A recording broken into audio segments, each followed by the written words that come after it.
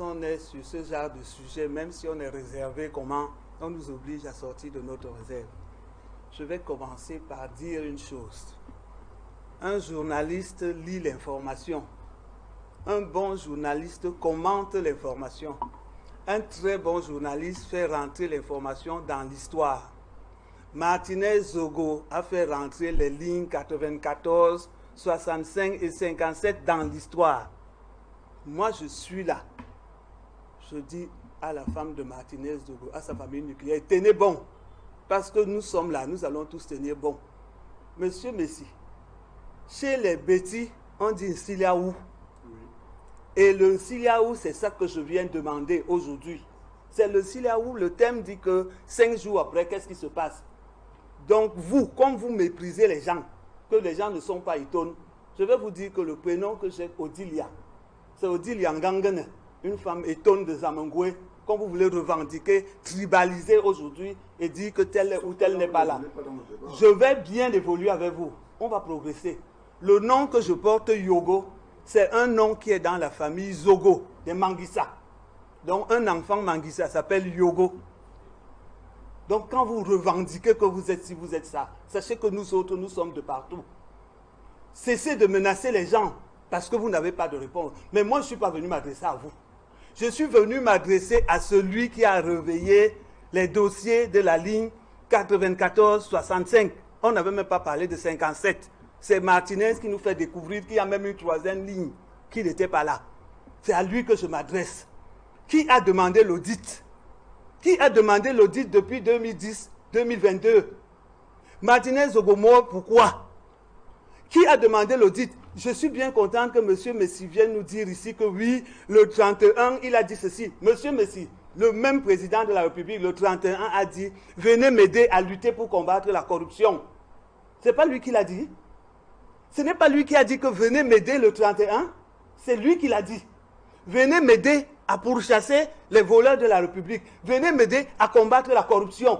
Il nous a appelés, nous tous. Il a dit tous les Camerounais sans exception. Et Martinez Zogo est venu pour l'aider. Martinez Zogo est où aujourd'hui?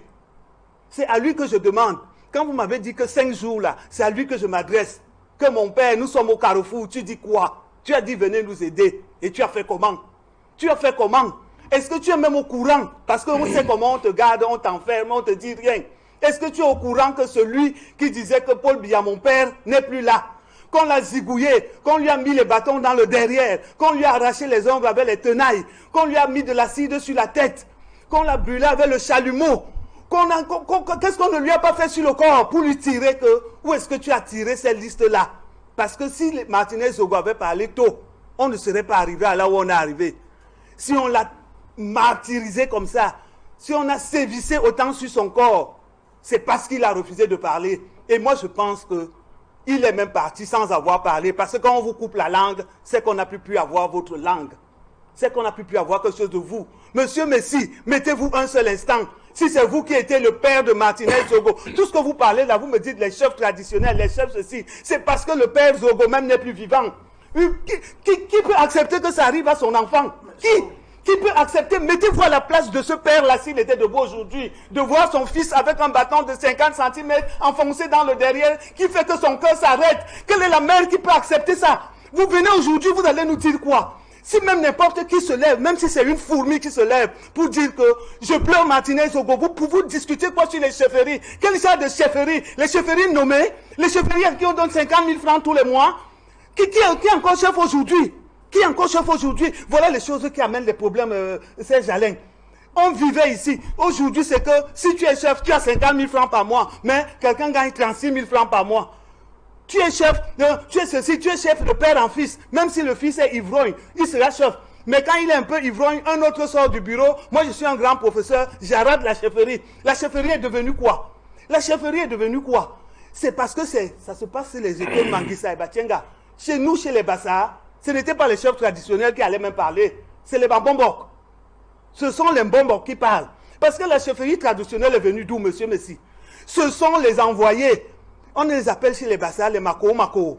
C'est-à-dire que les patriarches, les nobles, les Bambombok, ne partaient pas là où le blanc était assis. Ils ne se rabaissaient pas. Donc, ils envoyaient leurs esclaves que allaient dire aux blancs ceci. Et c'est ces esclaves partis qui sont devenus le relais du blanc à côté des patriarches. Et comme c'est eux qui venaient encore collecter les impôts, finalement, ils méprisaient les Bambombo qui n'étaient plus assez riches, qui n'avaient plus les sacs de sel, qui n'avaient plus le whisky. Ils étaient devenus plus riches et plus puissants en matériel que les Bambombo qui se sont mis à les mépriser. Vous dites que les chefs, c'est quoi? Les chefs traditionnels, c'est quoi? On n'a pas vu dans le bureau d'un ministre comment on est en train de béatifier, je ne sais pas quoi, ou blinder un chef. Est-ce que c'était les chefs traditionnels? C'était les Bambombo. Vous jouez avec cette affaire-là. Parce que vous voulez tribaliser ça maintenant, dire que où sont les Manguissa, les machins. Vous n'avez même pas honte. Un cadavre comme celui de Martinez Zogo, que les charognards ont refusé de manger. Ce sont les êtres humains qui discutent ça. Il a mis combien de temps là-bas dehors? Il n'a pas été posé là-bas le matin là, parce qu'il était déjà couché sur les asticots. Si les charognards refusent de manger un corps, vous venez discuter ce corps, faites attention. Chez nous, on dit que quelqu'un est plus fort, mort même que vivant. Vous croyez que Martinez Zogo a même besoin? Sao, Martinez Zogo n'a même pas besoin de tout ce théâtre, de toutes ces choses-là. Aujourd'hui, on dit que les hommes politiques sont allés là-bas. Quand j'étais là-bas lundi, on m'a insulté. Oh, elle va faire la politique, elle va mettre s'afficher là-bas, elle est qui pour aller? Mais j'ai déjà vu le ballet diplomatique qui est là-bas non-stop. Pourquoi maintenant le ballet diplomatique? Comment? Maintenant vous souriez. C'est le ballet diplomatique qui est là-bas maintenant. Mais lundi, on m'a insulté. Qu'elle est partie faire quoi? Elle est partie faire quoi, Amplitude? Mais je suis allé pleurer un fils. Parce que quand eux aussi me reçoivent Amplitude, ils savent qu'une mère est venue.